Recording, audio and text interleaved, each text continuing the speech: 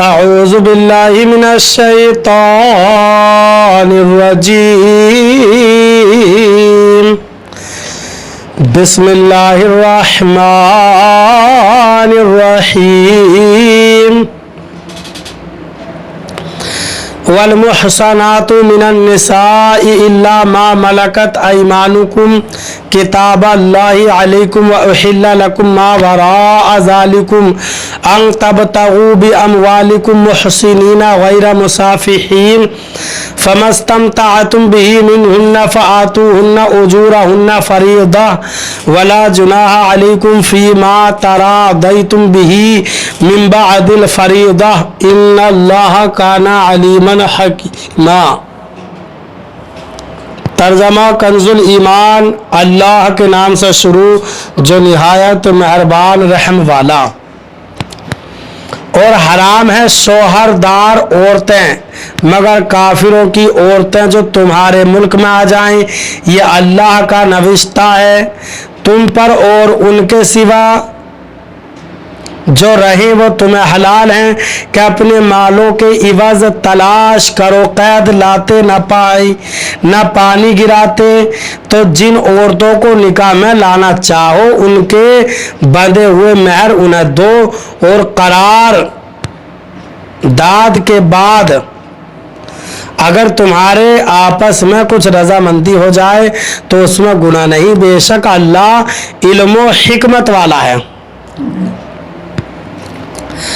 ترجمہ کنز العرفان، اور شوہر والی عورتیں تم پر حرام ہے سوائے کافروں کی عورتوں کے جو تمہارے ملک میں آ جائیں، یہ تم پر اللہ کا لکھا ہوا ہے، اور ان عورتوں کے علاوہ وہ سب تمہیں حلال ہیں کہ تم انہیں اپنے مالوں کے ذریعے نکاح کرنے کو تلاش کرو، نہ کہ زنا کرنے کے لیے۔ تو ان میں سے جن عورتوں سے نکاح کرنا چاہو ان کے مقررہ مہر انہیں دے دو، اور مقررہ مہر کے بعد اگر تم آپس میں کسی مقدار پر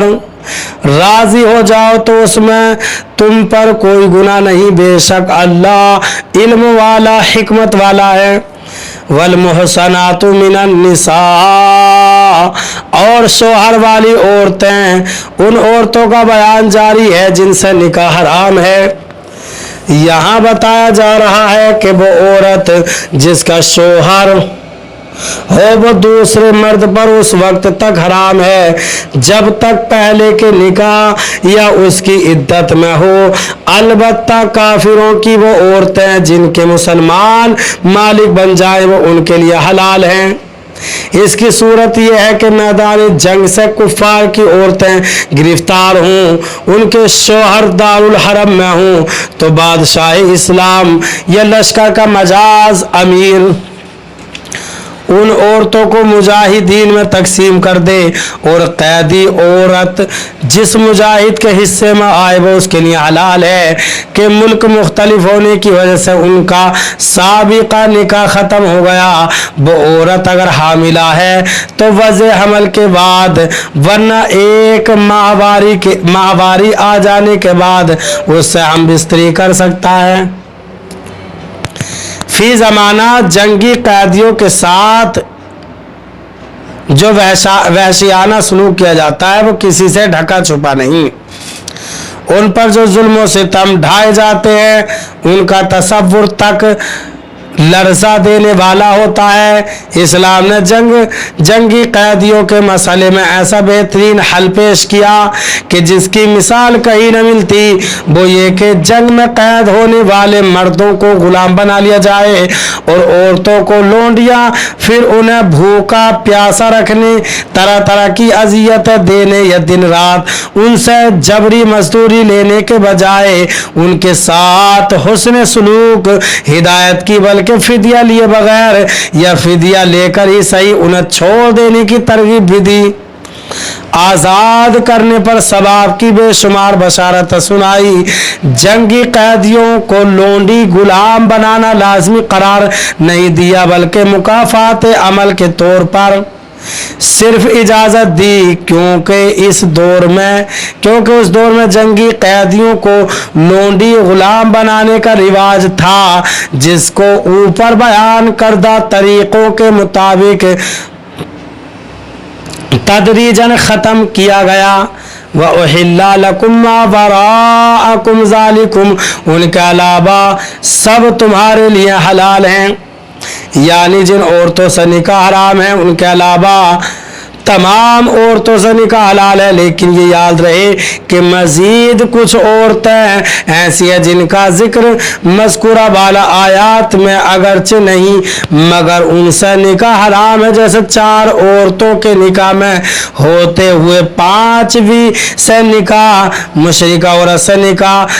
3 طلاقیں دینے کے بعد حلالے سے پہلے اسی عورت سے دوبارہ نکاح۔ اسی طرح پھوپھی، بھتیجی، خالہ، بھانجی کو ایک شخص کے نکاح میں جمع کرنا، یوں ہی طلاق یا وفات کی عدت میں نکاح کرنا حرام ہے۔ البتہ ان سے ہمیشہ کے لیے نکاح حرام نہیں، نکاح میں جو رکاوٹ ہے وہ ختم ہونے کے بعد ان سے نکاح ہو سکتا ہے۔ ان تبتغوا باموالکم، تم اپنے مالوں کے ذریعے تلاش کرو، عورت سے نکاح مہر کے بدلے کیا جائے اور اس نکاح سے مقصود محض لذت نفس اور شہوت پورا کرنا نہ ہو بلکہ اولاد کا حصول، نسل کی بقا اور اپنے نفس کو حرام سے بچانا مقصود ہو۔ یہاں زانی کو تنبیہ کی جا رہی ہے کیونکہ اس کے پیش نظر یہ باتیں نہیں ہوتی بلکہ اس کا مقصود صرف نفسانی خواہش کی تکمیل ہوتا ہے، اور یوں وہ اپنے نطفے اور مال کو ضائع کر کے دین و دنیا کے خسارے میں گرفتار ہو جاتا ہے۔ اس آیت میں مہر کا ذکر ہے، اس مناسبت سے یہاں مہر سے متعلق چند ضروری مسائل ذکر کیے جاتے ہیں۔ 1، مہر کی کم از کم مقدار 10 درہم ہے، چاندی میں اس کا وزن 2 تولے 7.5 ماشے ہے۔ اس کی جو قیمت بنتی ہو وہ مہر کی کم از کم مقدار ہے، یا زیادہ کی کوئی حد نہیں، باہمی رضامندی سے جتنا چاہے مقرر کیا جا سکتا ہے، لیکن یہ خیال رکھیں کہ مہر اتنا مقرر کریں جتنا دے سکتے ہوں۔ 2، مہر کا مال ہونا ضروری ہے، اور جو چیز مال نہیں وہ مہر نہیں بن سکتی۔ مثلا مہر یہ ٹھہرا کہ شوہر عورت کو قرآن مجید یا علم دین پڑھا دے گا تو اس صورت میں مہر مثل واجب ہوگا۔ 3، نکاح میں مہر کا ذکر ہی نہ ہو یا مہر کی نفی کر دی کہ مہر کے بغیر نکاح کیا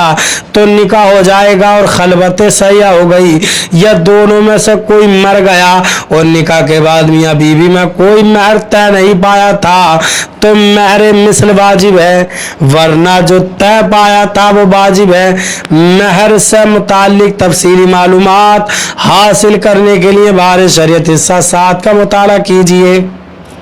فَمَسْتَمْتَعْتُمْ بِهِ مِنْهُنَّ، تو ان میں سے جن عورتوں سے نکاح کرنا چاہو، یعنی جن عورتوں سے تم شرعی نکاح کر کے جماع وغیرہ کا فائدہ حاصل کرنا چاہو تو انہیں ان کے مقرر کردہ مہر ادا کر دو۔ یاد رہے کہ اسلام میں عورت سے نفع اٹھانے کی صرف 2 صورتیں جائز ہیں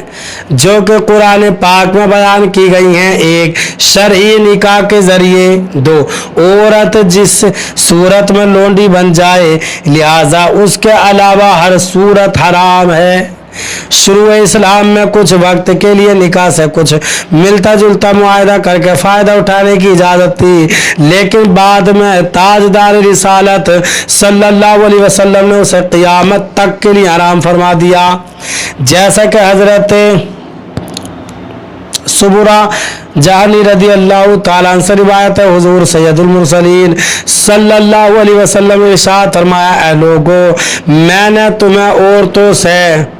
मुता की सूरत में नफ़ा उठाने की इजाज़त दी थी, और अब अल्लाह ताला ने उसे क़ियामत तक के लिए हराम कर दिया है। तो जिसके पास कोई ऐसी औरत हो वो उसे छोड़ दे, और जो उन्हें दे चुके हो उसमें से कुछ ना लो। और हज़रत अली मुर्तज़ा करमल्लाहु ताला वजहुल करीम से रिवायत है, ग़ज़वा-ए खैबर के मौके पर नबी अकरम सल्लल्लाहु अलैहि वसल्लम ने मुता से मना फरमा दिया। अल्लाह ताला हमें कुरान पाक पर सही माना में अमल करने की तौफीक अता फरमाए। बरादरान इस्लाम, आप तमाम ही हजरात से गुजारिश की जाती है कि ख़ुद भी कुरान पाक की तिलावत, तर्जमा और तफसीर समाअत कीजिए, और अपने अजीज़ अकारिब और रिश्तेदारों को भी शेयर कीजिए, ताकि आप इसके ज़रिए सदक़े जारिया के मुस्तहिक़ हो जाएं। और हमारे YouTube चैनल को भी सब्सक्राइब कीजिए, लाइक और कमेंट भी कर दीजिए, ताकि कुरान पाक की हर होने वाली तफसीर आप तक पहुँचती रहे।